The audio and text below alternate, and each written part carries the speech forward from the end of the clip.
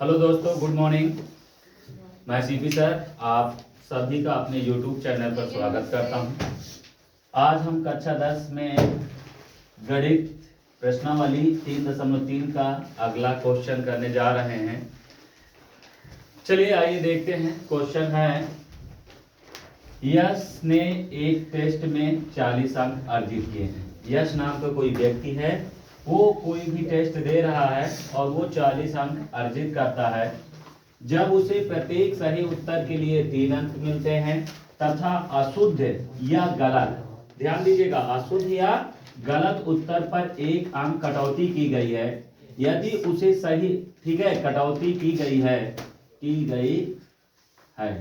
यदि उसे सही उत्तर पर 4 अंक मिलते हैं तथा अशुद्ध या गलत उत्तर पर 2 अंक काटते हैं तो यश 50 अंक अर्जित करता है। टेस्ट में कितने प्रश्न थे? टेस्ट में कितने प्रश्न थे? यहाँ पर ध्यान दीजिए थोड़ा सा। एक टेस्ट हो रहा है और उस टेस्ट में हमें 2 तरह से प्रश्न प्राप्त हो रहे हैं। एक तो पहला है कि सही उत्तर पे नंबर मिलना और एक गलत उत्तर पे भी नंबर काटना। ठीक है, एक पे मिलते हैं और एक पे काटते हैं। तो अब यहाँ पर हम देखते हैं कैसे क्या है। हम मान लेते हैं कि माना अब देखिए कोई व्यक्ति है, अब वो कितने सही करता है कितने गलत करता है ये हमको देखना है। कह रहा है टेस्ट में कुल कितने प्रश्न थे। तो हम मान लेते हैं, माना हमारे पास कितने प्रकार के क्वेश्चन है? 2, एक सही और एक गलत। ध्यान दीजिए, तो हम मान लेते हैं, माना सही प्रश्नों की संख्या बराबर 1। सही प्रश्न कुल कितने हैं? 1। और गलत या अशुद्ध, इसी को लिखा है आपके प्रश्न में। तो अशुद्ध प्रश्नों की संख्या, अशुद्ध प्रश्नों की संख्या वो आपका y। ध्यान दीजिए, हमारे पास 2 प्रकार के प्रश्न थे, एक सही प्रश्न था और एक गलत।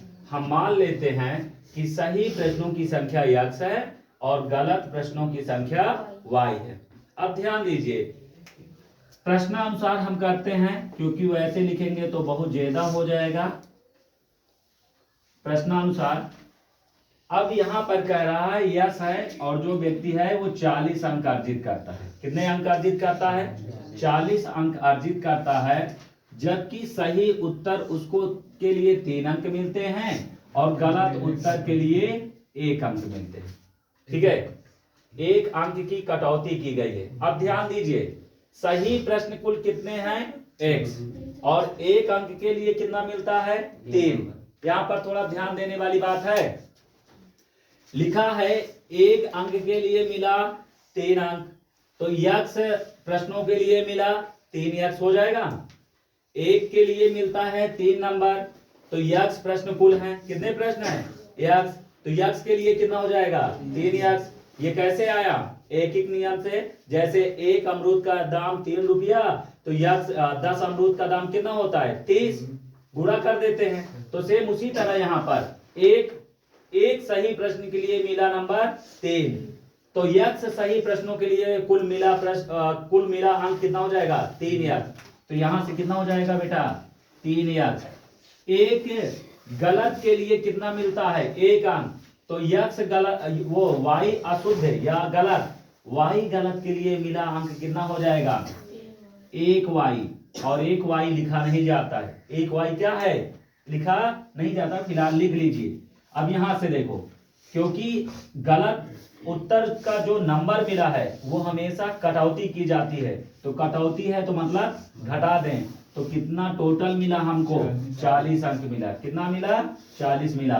तो यहां से हो जाएगा बेटा 3x माइनस वाई बराबर 40। क्या ये समझ में आया? आया कि नहीं आया? यहां जिसको ना आया हो समझ लीजिए थोड़ा सा। जैसे यहां पर क्या है, एक प्रश्न के लिए प्राप्त अंक कितना है? 3। एक प्रश्न के लिए प्राप्त अंक कितना है?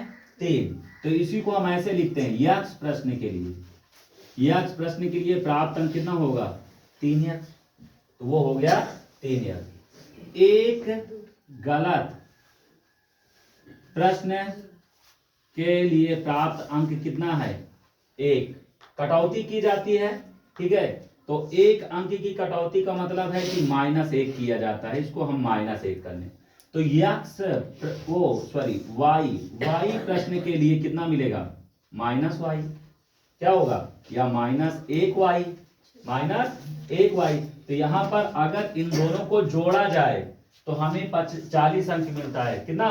40। तो यहां पर ये माइनस की वजह से हमने क्या किया, जब भी कहेगा कटौती किया तो हमने यहाँ पर माइनस चिन्ह लगाएंगे। क्या लगाएंगे? यहाँ पर हम माइनस चिन्ह लगाएंगे। हमने माइनस चिन्ह लगा दिया। क्या समझ में आया इतनी बात? किसी को कोई दिक्कत? जब भी कटौती वाला प्रश्न आएगा, कटौती कहेगा तो हमको क्या करना है? माइनस करना है। तो यहाँ पर हमने माइनस किया, ये आया हमारा 40। ठीक है, अब यहाँ पर ये हमारा समीकरण नंबर 1। इसी तरह अब देखिए द्वितीय प्रश्नानुसार, ठीक है, द्वितीय प्रश्न के अनुसार यदि बात करें बेटा तो बहुत आसान अब हो जाएगा। कह रहा उसे सही उत्तर के लिए कितना अंक मिलता है? 4। तो कितना हो जाएगा? 4 यक्ष। सही उत्तर के लिए कितना? 4। तो एक प्रश्न के लिए 4 नंबर, तो यक्ष प्रश्न के लिए 4 यक्ष। अब यहाँ पर अशुद्ध या गलत के लिए 2 अंक की कटौती की जाती है, तो एक के लिए मिलता है 2, तो y के लिए मिलेगा 2y, तो ये हो जाएगा 2y। अब क्या है, इसको हमें कटौती करना है, कटौती कर देंगे। कटौती करने के बाद, क्योंकि जो भी टीचर आपको रिजल्ट देता है सब काट पीट के देता है ना, तो वो काट पीट कर आपको कितना नंबर दिया? 50। तो ये हो गया 50। अब एक चीज ध्यान दीजिए, 50, 2 और 4, ये तीनों में 2 कॉमन है। हम ऐसे भी कर सकते हैं, यहाँ 2 दूना 4, 2 1 के 2, 2 दूना 4, 2 पंचे 10। कैंसलेशन ला ये कहता है कि यदि बराबर के इस पार और उस पार, यानी लेफ्ट हैंड साइड और राइट हैंड साइड में प्रत्येक पद में, क्या है, एक पद की बात नहीं कह रहा, प्रत्येक पद में यदि किसी संख्या से भाग हो रहा है तो उसको हम कर सकते हैं। तो हमने यहाँ पर देखा कि 2 के पहाड़ा में सभी आते हैं, इसलिए हमने यहाँ काट दिया। अब यहाँ से बचा क्या? 2x - y बराबर 25, ये समीकरण नंबर 2। अब इसको हमको विलोपन विधि से हल करना है। हमने देखा y वाला पद दोनों में क्या है? बराबर है। क्या है? बराबर। तो हम यहाँ पर लिखेंगे समीकरण 1 व 2 से, ठीक है। समीकरण 1 और 2 कहा तो पहले 1 है तो 1 लिखिए, 3x - y बराबर कितना? 40। फिर इसके बाद 2x - y बराबर कितना? 25। अब यहाँ पर क्या करेंगे? हमने बताया था समान चिन्ह में घटाया जाता है, समान चिन्ह में घटाया जाता है। समान चिन्ह है तो यहाँ पर लिखो घटाने पर। क्या करने पर बेटा? घटाने पर। ये माइनस, ये प्लस, ये माइनस है तो प्लस, विपरीत चिन्ह हमेशा लगते हैं। ये प्लस है तो माइनस, ये कैंसल। 3 में से 2 गया x, 5, 10 में से 5 गया 5, बचा यहाँ कितना? 3, 3 में से 2 गया 1। अब x का मान कितना आ गया? 15, x का मान 15। अब कहेंगे x का मान समीकरण किस में रखने पर? 1 में, 1 में रखने पर। अब रख दीजिए 1 में, 1 ये है हमारा। अब यहाँ ध्यान दीजिएगा, 3 गुणे 15 - y बराबर 40, 15 3 45 - y बराबर 40। 45 ये माइनस है, इधर आएगा प्लस, तो बराबर 40 + y, ये प्लस है इधर आएगा। 45 - 40 बराबर y। 45 में से 40 गया 5, तो y बराबर कितना हुआ? 5।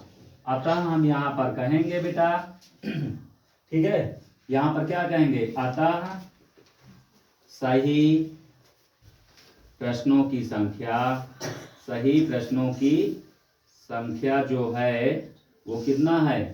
सही प्रश्नों की संख्या x है। x का मान कितना है? 15। तो यहाँ पर गलत प्रश्नों की संख्या जो है वो कितना है? 5। तो हमसे पूछा क्या है? ध्यान दीजिएगा, टेस्ट में कितने प्रश्न थे?